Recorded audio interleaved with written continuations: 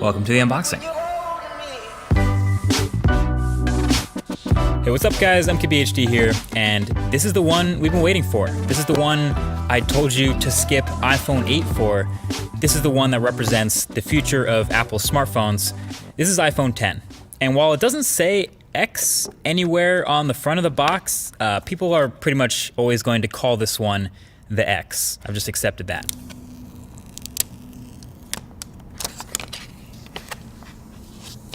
So this is your first look at the unboxing experience, and spoiler, it's pretty much exactly the same as iPhone 8 was, and almost every other iPhone. Headphones, adapters, stickers, it's all in the box, but I guess it's a good thing there's no surprises here. And so you can see right here off the bat, it's a really shiny, chromy, reflective phone. This is the silver one, and you can see how shiny the sides are. The space gray one though is a bit more toned down. And so the only thing that was actually new during the setup of iPhone 10 is now you set up Face ID during first boot instead of the fingerprint Touch ID. But yeah, this is brand new, and it's been a couple weeks since we last saw this phone at that Apple event, so seeing it again for the second time is kind of a reminder of all the things that are new about this thing. Obviously, the biggest difference is the display up front, the 5.8-inch OLED corner-to-corner screen that fits in a footprint smaller than the iPhone 8 Plus, which has a smaller screen. So naturally, pretty much all the focus is going to be on that, and the notch at the top, and how apps handle it, etc. And I can tell you that aside from all the incompatible apps I've come across that are going to have to get updated, my experience with the display panel itself have been pretty decent so far. It's bright, it's contrasty, well calibrated, definitely not oversaturated like some OLEDs can be. And just handling and playing with this phone in the studio here for the first time, it's answered some immediate questions that I had about it from the last video. So first of all, since there's no home button, obviously, you have that swipe up gesture to go home, but we were wondering, how do you take a screenshot? That is power and volume up. So that's the new screenshot combo for iPhone 10. And then since holding the power button now goes to Siri, how do you turn the phone off? Well, it's going to be long pressing the power button and volume up key, and that'll get you to see that power off menu. So those are two new key combos to memorize there. And then of course I was reminded of how many gestures there are now to memorize. Obviously when you get rid of a button, there's a whole bunch of swiping and gestures to replace it. So there's the multitasking and app switching motions, which are pretty similar but both kind of useful in their own way. Depending on how you use the phone, really. That's on top of the screenshot and power off combos, plus long holding the power button for Siri and double pressing it for Apple Pay. But basically there's a lot going on, and if you're gonna make a phone that's all screen, obviously you have to be able to do it all without a lot of buttons.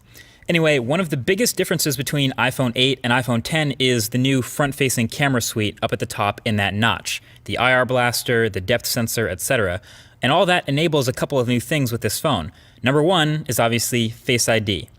The setup, like you saw, was pretty quick and painless, and it's been working pretty well since then for unlocking my phone.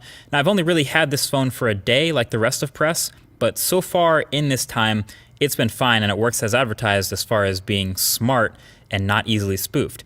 You can see the little lock under the time when the phone is locked, and basically instead of placing your fingerprint, the phone will not unlock until you look at the phone like you did during the setup process.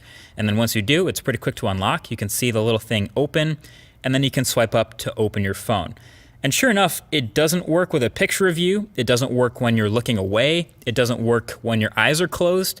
It just basically waits until it sees what it saw during that setup process, and then it's good to go. So no, your girl can't unlock your phone while you're asleep with your eyes closed, for those of you who are wondering that. I do have some further thoughts on this Face ID versus Touch ID though, so stay tuned for that in an upcoming video. And I do want to see if I can fool it with identical twins maybe, just out of curiosity.